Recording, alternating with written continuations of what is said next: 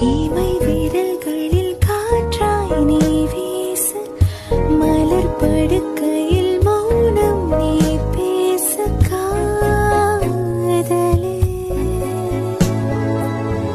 தனிமை